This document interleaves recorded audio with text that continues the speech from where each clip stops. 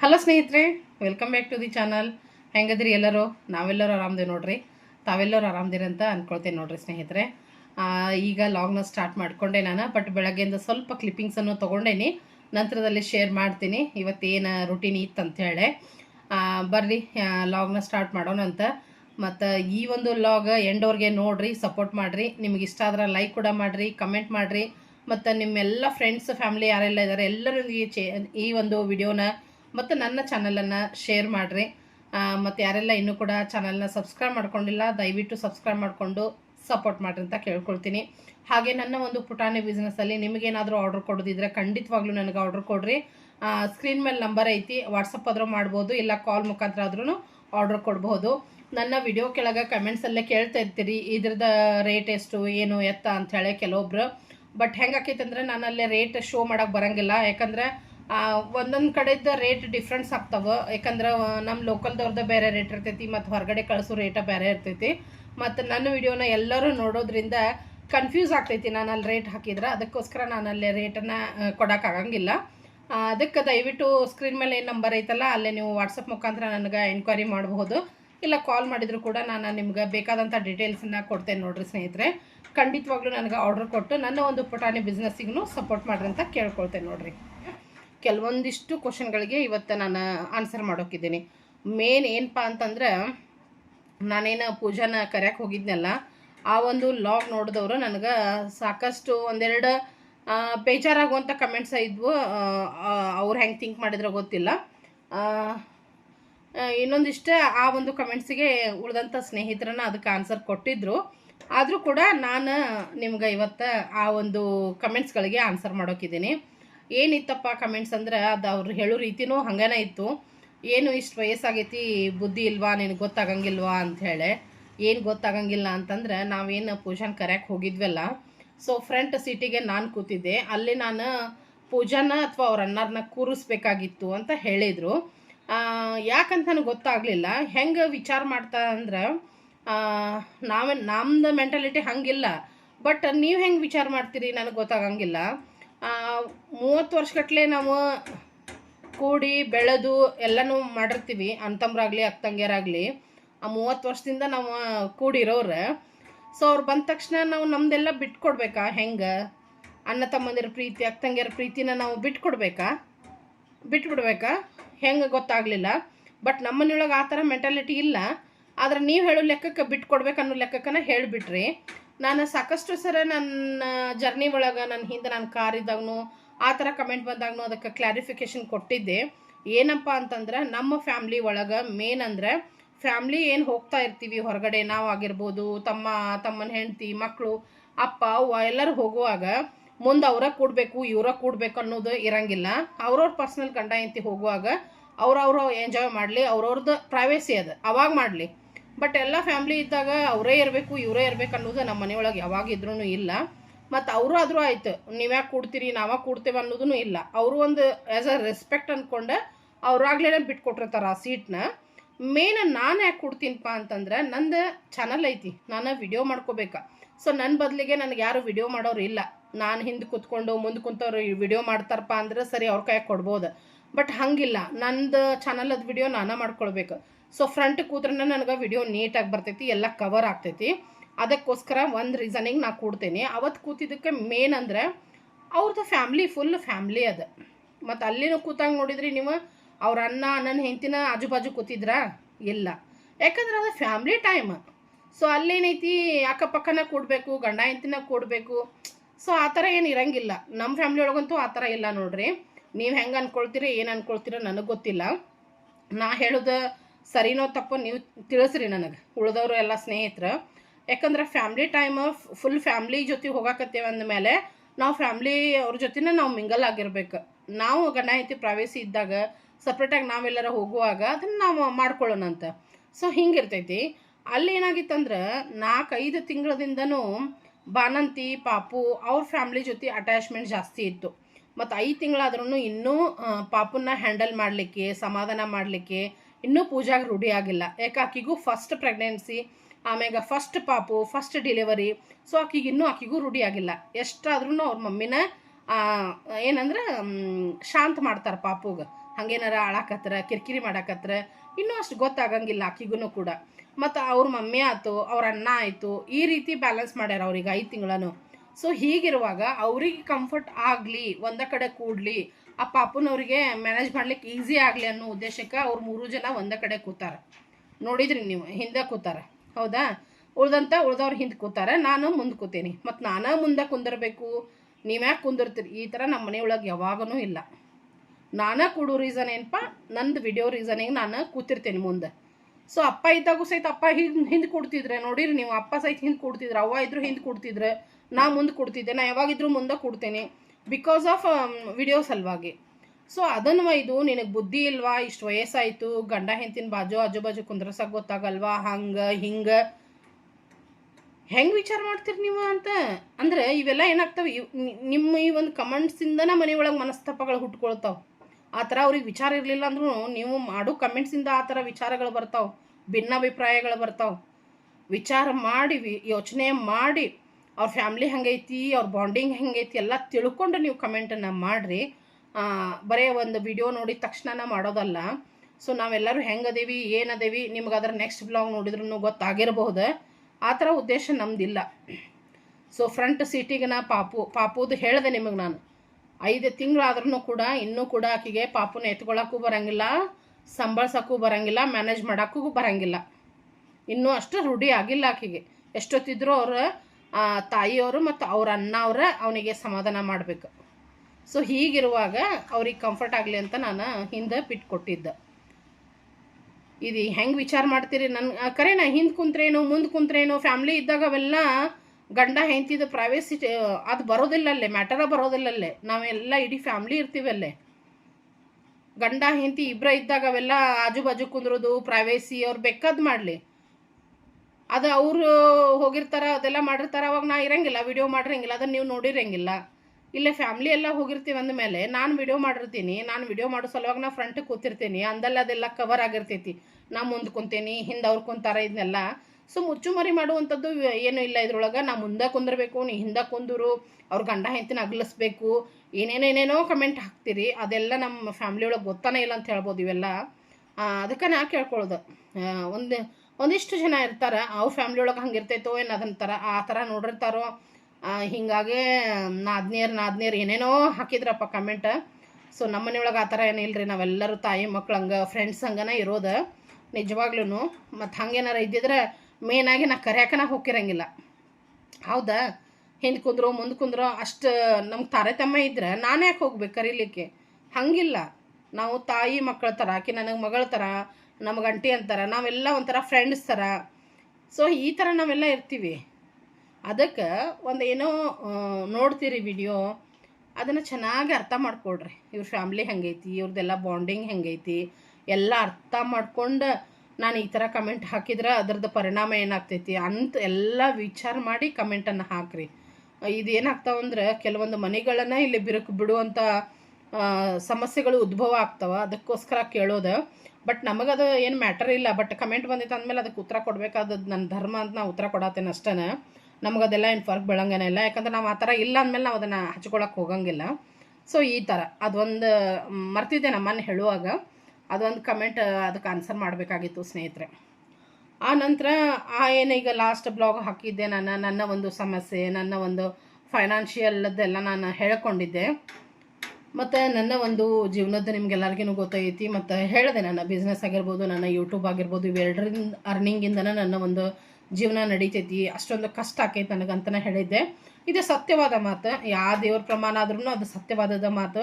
ಮತ್ತು ನಾನು ಏನೋ ಒಂದು ಕೆಲಸ ಮಾಡಲಿ, ನಾನು ಈಗ ಏನೋ ಒಂದು ಮಾತಾಡಕತ್ತೀನಪ್ಪ, ಮತ್ತು ನಾನು ಏನೋ ಒಂದು ಈಗ ಬಿಸ್ನೆಸ್ ಮಾಡಕತ್ತೀನಪ್ಪ ಅಂದರೆ ನನಗೆ ಬೇರೆ ಯಾರೂ ಸಾಕ್ಷಿ ಇಲ್ಲ. ನನ್ನ ಮನಸ್ಸಾಕ್ಷಿ, ದೇವ್ರ ಸಾಕ್ಷಿ, ಎರಡನ್ನ ಸಾಕ್ಷಿ ಇಟ್ಕೊಂಡು ನಾನು ಕೆಲಸ ಮಾಡ್ತೀನಿ, ಎರಡನ್ನ ಸಾಕ್ಷಿ ಇಟ್ಕೊಂಡೇ ನಾನು ಮಾತಾಡ್ತೀನಿ.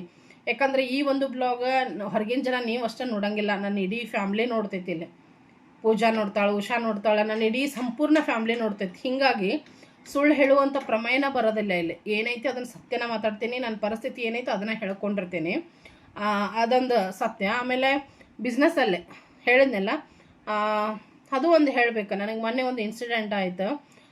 ಏನಪ್ಪ ಅಂದ್ರೆ ನನ್ನ ವ್ಯೂವರು ಇರ್ಬೋದು, ಅವರು ನನ್ನ ಕಸ್ಟಮರ್ನು ಅನ್ಬೋದು. ಅವ್ರ ಹೆಸರದು ಏನೋ ತೊಗೊಳಂಗಿಲ್ಲ. ಮತ್ತು ನನಗೆ ಮನಸ್ಸಿಗೆ ಸ್ವಲ್ಪ ಬೇಜಾರಾಯಿತು. ಯಾಕಪ್ಪ ಬೇಜಾರಾಯ್ತು ಅಂದ್ರೆ ನನಗೆ ಅವ್ರು ಆರ್ಡ್ರ್ ಕೊಟ್ಟಿದ್ದೆ ನಾನು ಫ್ರೆಶ್ ಆಗಿ ಮಾಡಿ ಕಳಿಸ್ಕೊಟ್ಟಿದ್ದೆ. ಅದನ್ನು ನಾ ಹೇಳಿದೆ, ನನ್ನ ಮನಸ್ಸಾಕ್ಷಿ ದೇವ್ರ ಸಾಕ್ಷಿಗೆ ಕೆಲಸ ಮಾಡ್ತೀನಿ ನಾನು ಅಂಥೇಳಿ. ನೀವು ನೋಡಿರಂಗಿಲ್ಲ ನಾ ಫ್ರೆಶ್ ಮಾಡಿರ್ತೀನೋ ಇಲ್ಲಂತ. ಬಟ್ ಆ ಭಗವಂತ ನೋಡಿರ್ತಾನೆ, ಭಗವಂತಗೆಲ್ಲನೂ ಗೊತ್ತಿರ್ತೈತಿ. ಪದ್ಮಾವತಿದು ಅಷ್ಟೇ ಅಲ್ಲ, ಪ್ರತಿಯೊಬ್ಬರದ್ದು ಹಿಂದೇನು ಮಾಡಿರ್ತಾರೆ, ಮುಂದೇನು ಮಾಡಿರ್ತಾರೆ, ಯಾರಿಗೆ ಕಣ್ ತಪ್ಪಿಸಿ ಏನಾದರೂ ಮಾಡಿರ್ಬೋದು, ಏನಾದರೂ ಮಾತಾಡಿರ್ಬೋದು, ಯಾರ್ದಾರ ಕಿವಿ ಹಿಂದೆ ಅವ್ರಿಗೆ ಕೇಳಿಸ್ಲಾರ್ದಂಗೆ ಏನಾದರೂ ಮಾತಾಡಿರ್ಬೋದು, ಇನ್ನೊಬ್ಬರ ಮುಂದೆ ಅವ್ರ ಬಗ್ಗೆ ಮಾತಾಡಿರ್ಬೋದು, ಸುಳ್ಳು ಹೇಳಿರ್ಬೋದು, ಏನೋ ಒಂದು ಕೆಟ್ಟ ಕೆಲಸ ಮಾಡಿರ್ಬೋದು, ಒಳ್ಳೆ ಕೆಲಸ ಮಾಡಿರ್ಬೋದು. ಯಾರಿಗೆ ಗೊತ್ತಿಲ್ಲಪ್ಪ ಅಂತಂದ್ರೆ ಮಾಡಿದಂಥ ಮನುಷ್ಯನ ಮನಸ್ಸಾಕ್ಷಿಗೆ ಗೊತ್ತಿರ್ತೈತಿ, ಹಾಗೆ ಭಗವಂತನಿಗೆ ಗೊತ್ತಿರ್ತೈತಿ. ಪ್ರತಿಯೊಬ್ಬರ ನಡೆ ನುಡೆ ಎಲ್ಲವನ್ನ ನೋಡುವಂಥವನು ಮ್ಯಾಗದಾನ.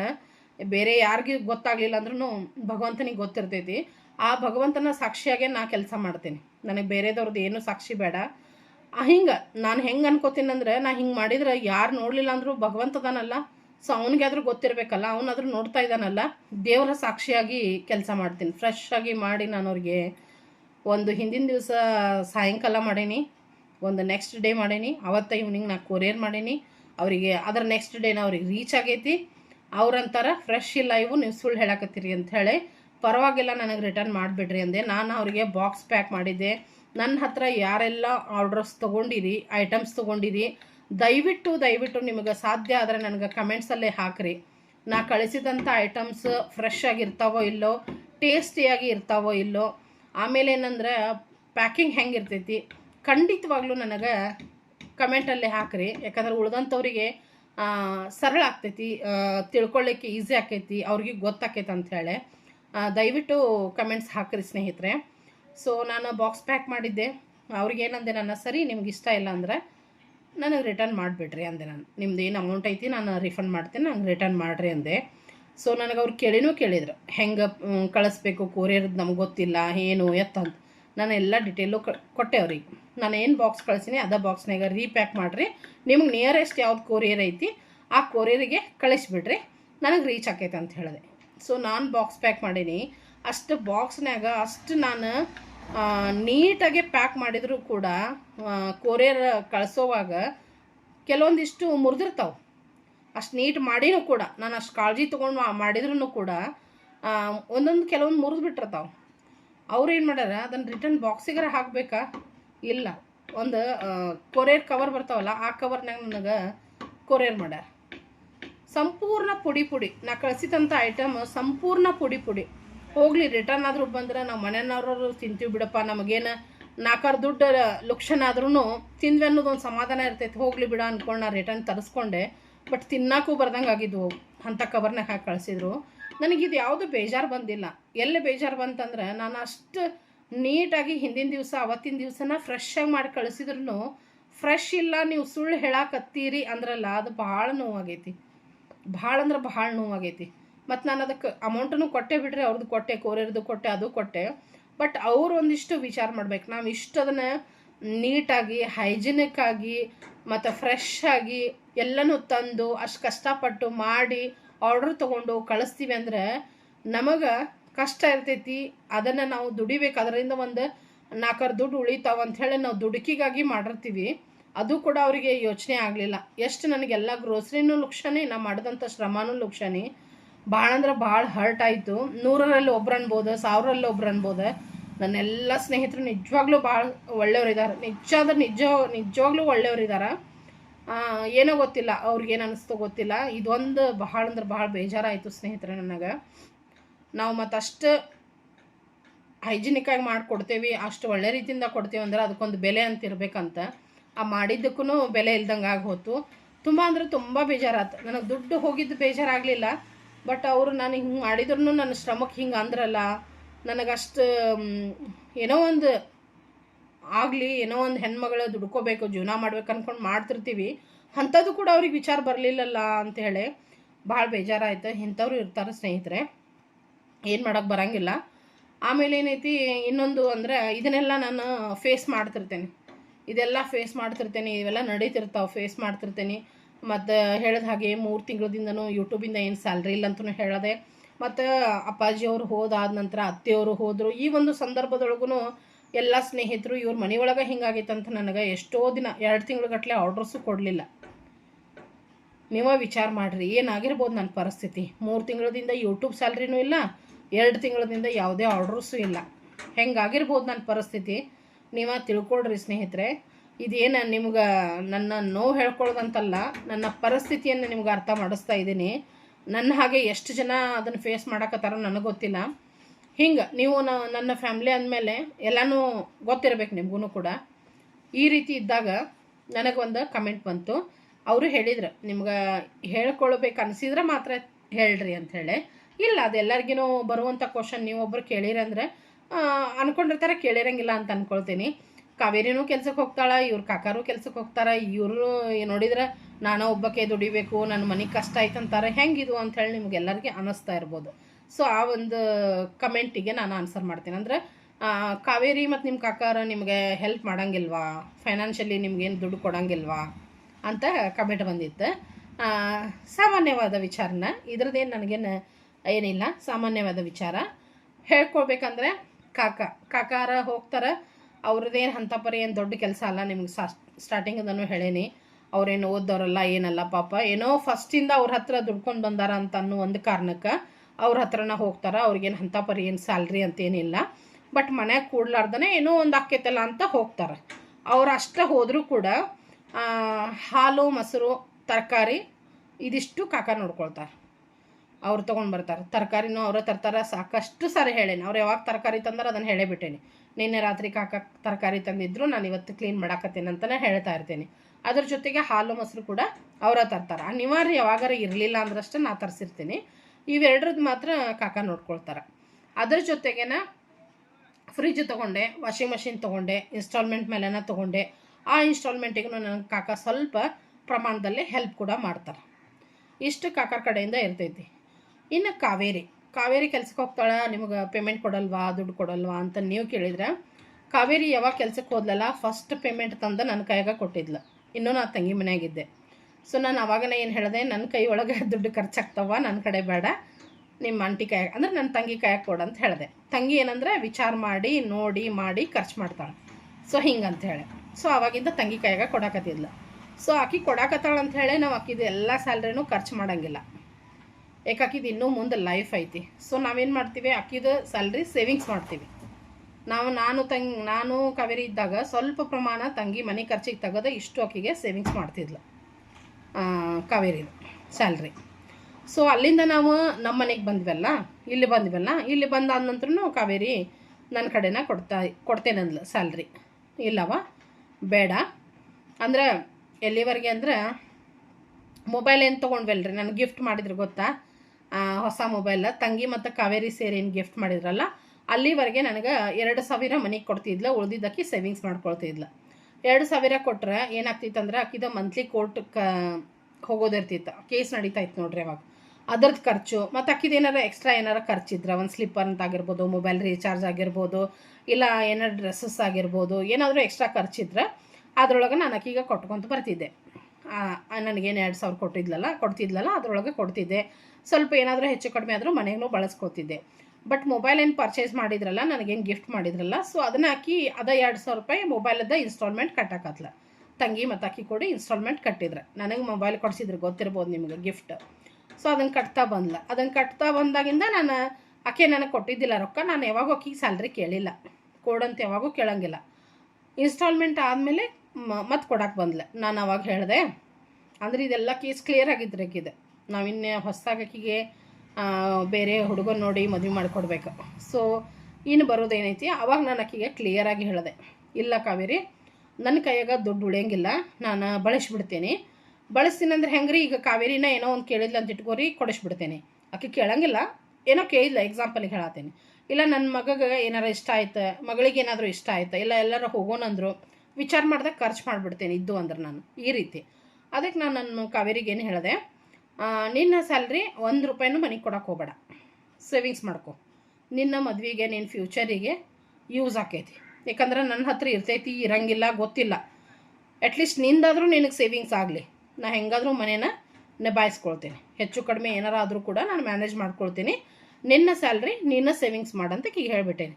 ಸೊ ಅವಾಗಿಂದ ನಾನು ಅಕ್ಕಿ ಸ್ಯಾಲ್ರಿ ಒಳಗೆ 1 ರೂಪಾಯಿನೂ ತೊಗೊಳಂಗಿಲ್ಲ. ಅಕ್ಕಿ ಏನು ದುಡಿತಾಳೆ ಅದು ಅಕ್ಕಿ ಸೇವಿಂಗ್ಸ್ ಅಂತಲೇ ಹೇಳ್ಬೋದು ಸ್ನೇಹಿತರೆ. ಅದಕ್ಕೋಸ್ಕರ ಈ ತರಕಾರಿ ಹಾಲಿಂದ ಬಿಟ್ಟರೆ ಉಳಿದದ್ದೆಲ್ಲ ಮನೆಯ ಜವಾಬ್ದಾರಿ ನನ್ನ ಮೇಲೆನೇ ಐತಿ. ಇದ್ರ ಜೊತೆಗೆ ಕೆಲವೊಂದಿಷ್ಟು ಲೋನ್ಸ್ ಅದಾವ, ಇನ್ಸ್ಟಾಲ್ಮೆಂಟ್ಸ್ ಅದಾವ, ಅವನ್ನೂ ಕೂಡ ನಾನು ಮ್ಯಾನೇಜ್ ಮಾಡ್ಕೊಳ್ಬೇಕು ಸ್ನೇಹಿತರೆ.